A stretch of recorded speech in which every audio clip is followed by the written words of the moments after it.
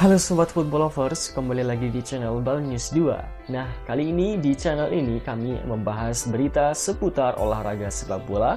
Dari mulai berita timnas Indonesia, informasi Liga Indonesia, informasi Liga seputar internasional. Bagi kalian yang belum subscribe channel ini, bisa langsung di subscribe dan nyalakan loncengnya agar kalian tidak ketinggalan video terbaru dari kami.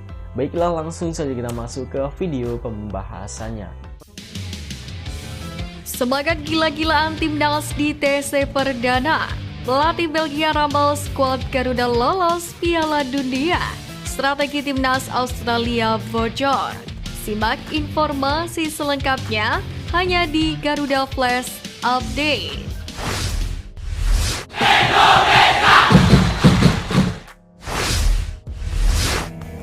Pelatih Thailand U20 Emerson Pereira mengaku puas dengan kemenangan 2-0 atas Indonesia di Seoul Earth on Ice Cup 2024 pada Jumat kemarin.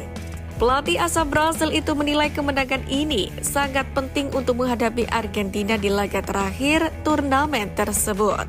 Sementara itu menyikapi hasil minor ini, Ketum PSSI Erick Thohir meminta kepada seluruh supporter Garuda untuk tetap mendukung timnas Indonesia usia muda, baik kalah ataupun menang. Kita harus terus mendukung timnas Indonesia usia muda, baik kalah ataupun menang. Seperti yang saya ingatkan kemarin, harus memberikan performa terbaik melawan siapapun, terutama untuk lawan dari Asia Tenggara. Kita pasti bisa lebih baik. Semangat! Ucap Erick Thohir. Media Vietnam Sodot-Vien melaporkan bahwa timnas Indonesia U20 harus kembali ke bumi setelah dibungkam oleh tim Thailand U20.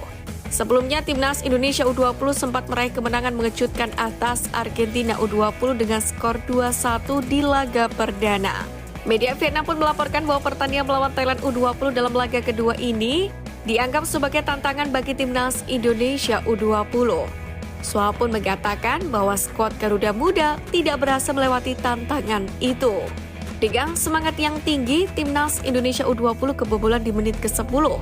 Tanawut Pocai memberikan umpan kepada Kailan Ryan yang berhasil mencetak gol pertama. Sementara itu, Indra Syafri sendiri sepertinya menghadapi kekalahan ini dengan cukup santai. Karena memang ini adalah ajang persiapan timnas Indonesia U20 untuk laga yang sebenarnya. Pelatih timnas Indonesia U20 Indra Syafri ini senang, timnya kini menjadi pusat perhatian oleh para pecinta sepak bola. Tom Stanford meninggalkan timnas Filipina dengan laga terakhirnya takluk dari timnas Indonesia di SUGBK. Sebelum kepergiannya dari skuad The Azkals, ia mengatakan kualitas timnas Indonesia dekat dengan Jepang dan Korea Selatan. Dalam perjumpaan terakhirnya dengan skuad Garuda selama 90 menit di SUGBK, Stanford pun dibuat kagum dengan kualitas pemain dan kecerdikan Sintayong. Ia pun meramal Piala Dunia 2026 akan menjadi momen pertama terdapat negara Asia Tenggara yang lolos. Saya pikir akan menjadi Piala Dunia pertama yang dilaksanakan di Meksiko, Kanada dan Amerika Serikat. Tim dari Asia Tenggara bisa lolos ke sana. Saya pikir kita akan punya beberapa kekuatan besar.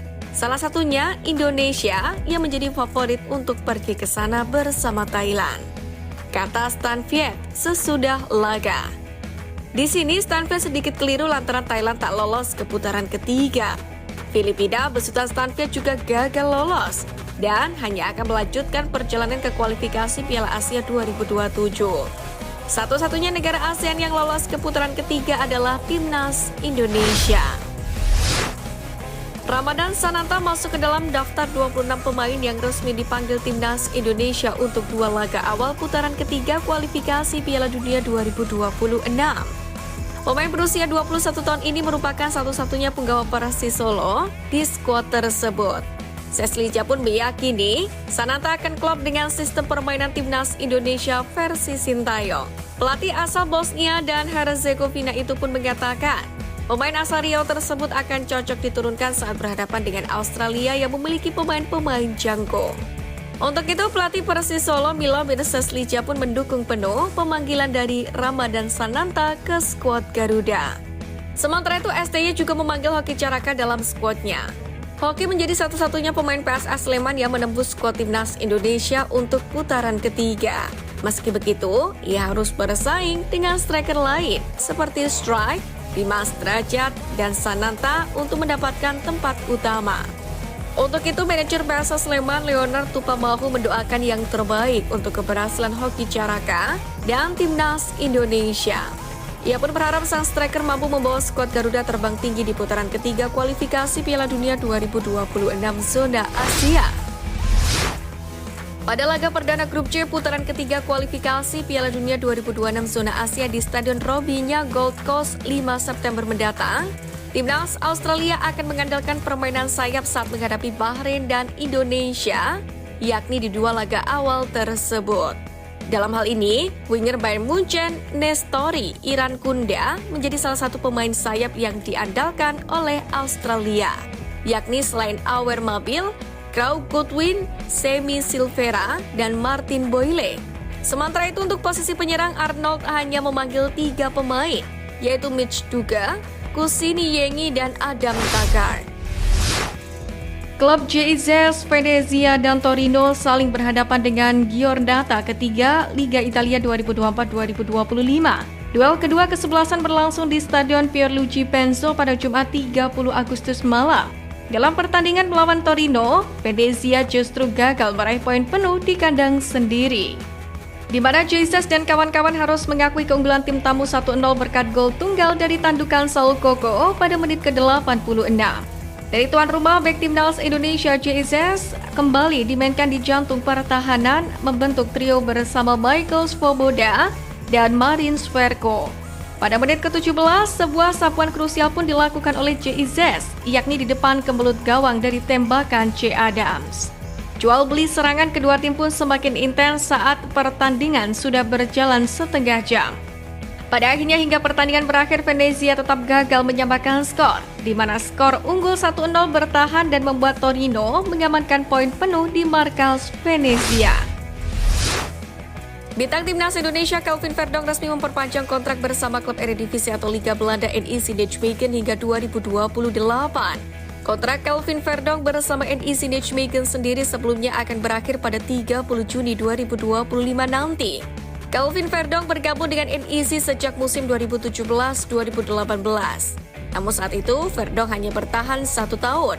Kemudian Verdonk kembali lagi memperkuat NEC pada 2021-2022 dan bertahan hingga saat ini. Verdonk sendiri yang bisa bermain di beberapa posisi, mulai bek kiri, bek tengah, hingga sayap ini merupakan pemain andalan dari klubnya. NEC akan melanjutkan kerjasama yang lebih lama dengan Philippe Sandler dan Kelvin Verdonk. Klub Nijmegen ini telah mencapai kesepakatan dengan para bek mengenai perpanjangan kontrak jangka panjang.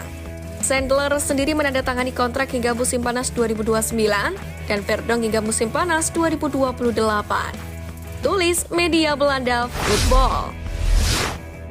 Kekalahan atas Thailand membuat timnas U20 Indonesia kini mengumpulkan 3 poin dari 2 pertandingan. Thailand U19 juga meraih 3 poin dari 2 laga yang telah dimainkan. Sebelumnya, Thailand U19 kalah 1-4 dari Korea Selatan U19, yakni pada 28 Agustus 2024. Sementara itu di klasemen sementara, Thailand U19 unggul dari timnas U20 Indonesia berkat keunggulan head-to-head. Sementara itu, Korea Selatan U19 pun berada di puncak klasemen, yakni setelah meraih 2 kemenangan, yakni melawan Thailand U19 dan Argentina U19.